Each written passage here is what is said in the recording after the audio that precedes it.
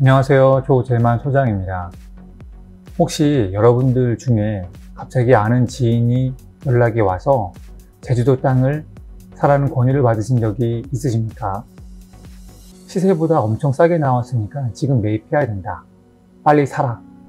그리고 사두면 가격이 몇 배로 오를 것이다. 이런 말씀을 들으시고 곧바로 매입을 하시는 분도 있지만 간혹 구매하기 전에 저한테 문의를 하시는 분들이 있습니다. 물론 그중 땅에는 정말로 괜찮은 땅도 있었지만 제가 보기에는 많은 땅들이 실제로 건축이 힘들거나 아니면 시세보다 터무니없이 비싸게 사라는 권유를 받는 땅들이 많더라고요. 도로에 접했다고 해도 실제 현황 도로만 있거나 도로처럼 보이는 지목이 임야나 전으로 되어 있는 도로처럼 보이는 길쭉한 땅에 접해 있는 땅들이 많았습니다.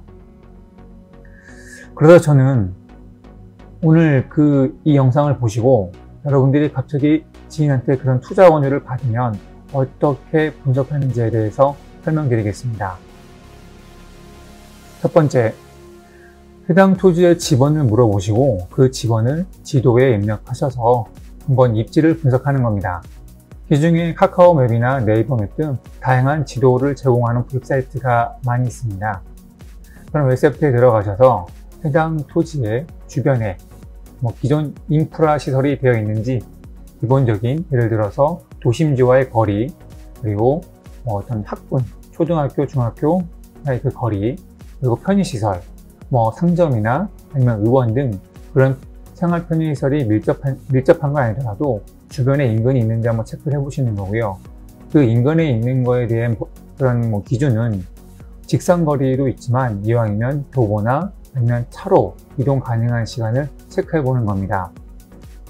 입지 분석이 되어야 중요한 이유가, 보통 제가 이 물건을 분석하다 보면 오지에 있는 경우가 많아요. 중산간에 있거나 아니면 마을에서 너무 떨어진 외곽에 있어서 향후 그쪽에 어떤 개발이 돼서 땅값을 상승하거나 어떤 부동산 호재거리가 생길 수 없는 지역임에도 불구하고 그런 땅들을 매입 권유를 받는 경우가 많은 것 같더라고요. 첫 번째는 지도를 분석하셔서 그 해당 토지의 주변의 기존 인프라를 한번 검토해 보시는 겁니다. 그리고 두 번째는 지도에서 번지를 입력하시면 기본적인 이런 카카오맵이나 네이버 맵 같은 경우에는 이제 토지 모양이 나옵니다. 해당 토지의 모양을 보시고 이게 괜찮은 모양인지, 길쭉하진 않은지, 아니면은 정사각형 모양인지, 그리고 거기서 제공하는 지적도 보는 게 있어요. 물론 이제 이거는 100% 정확하진 않는데 대략적으로 이제 도로에 접해 있는지, 추천을 받는 토지가 공유 지번으로 매입을 하는 건지 개별 필지로 매입하는 건지 등 이 개별적인 분석을 대략적으로 해보시길 바라겠습니다. 그리고 세 번째, 인허가 체크입니다. 토지의 최유효 이용은 건축을 지어서 분양을 하거나 직접 거주해서 사는 것이겠죠.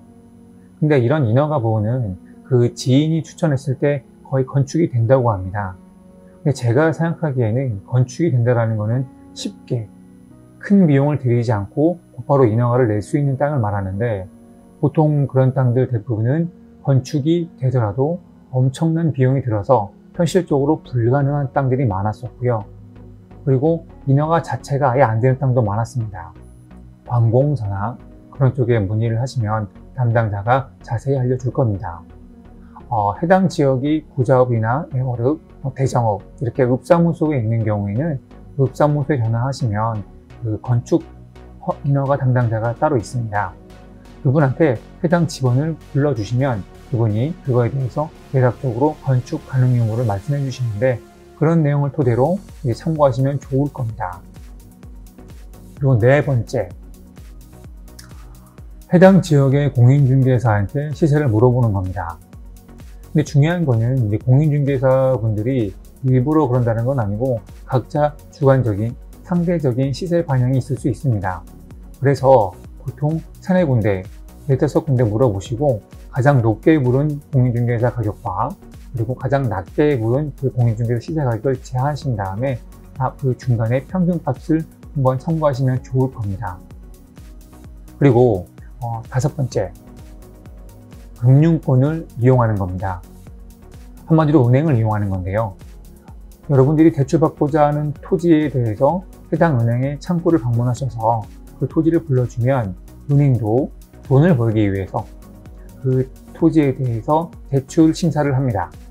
그러면 은행 쪽 입장에서는 그 토지의 담보 가치가 안 좋은 상태로 돈을 빌려주면 향후에 돈을 못 받았을 때 경매를 해야겠죠. 하지만 경매를 실행을 시키면 과연 그 채권의 수가 될까요? 그래서 은행은 은행 나름대로 그 해당 토지에 대해서 담보에 대해서 분석을 합니다. 허가 맺은 감정평가사한테 한번 가격을 물어보거나 은행 나름대로 그 가격을 평가하는데요. 그러면 은행들은 여러분들께 해당 토지의 가격이 어느 정도밖에 안 됩니다라는 말을 할 겁니다. 물론 그 가격이 시세와 가끔 동떨어진 경우도 있지만 여러분들이 참고하는 데에는 굉장히 유용한 정보가 될 겁니다. 정리를 해보자면 첫 번째는 입지를 분석을 하시고 두 번째는 각 토지의 개별적인 특성을 분석을 하시는 겁니다. 그리고 세 번째, 인허가를 체크를 하고 그리고 네 번째는 현지의 공인중개사한테 되도록 여러 명의 공인중개사에게 시세를 한번 물어보시고요. 그리고 마지막으로 금융권, 은행을 이용을 해서 해당 토지에 대해서 우선가를 판단을 해보는 겁니다. 이런 방법만 하더라도 굉장히 아주 말도 안 되는 가격에 토지를 사는 것은 피하실 수 있을 겁니다. 물론 가장 중요한 건 현장을 가는 것은 필요한 상황입니다. 이런 상황이 다 끝났다고 할 경우에는 마지막으로 현장을 가서 발로 한번 직접 땅을 밟고 삥 둘러보시는 겁니다. 자, 그러면 오늘은 여기까지 영상을 찍겠고요. 앞으로 제 구독자분들 중에 이렇게 투자 의뢰 아니면 이 토지 매입 의뢰를 받았을 때 어떻게 하는지 좋은 참고 자료가 되었으면 좋겠습니다. 여기까지 하겠습니다. 구독과 좋아요 부탁드리겠습니다. 감사합니다.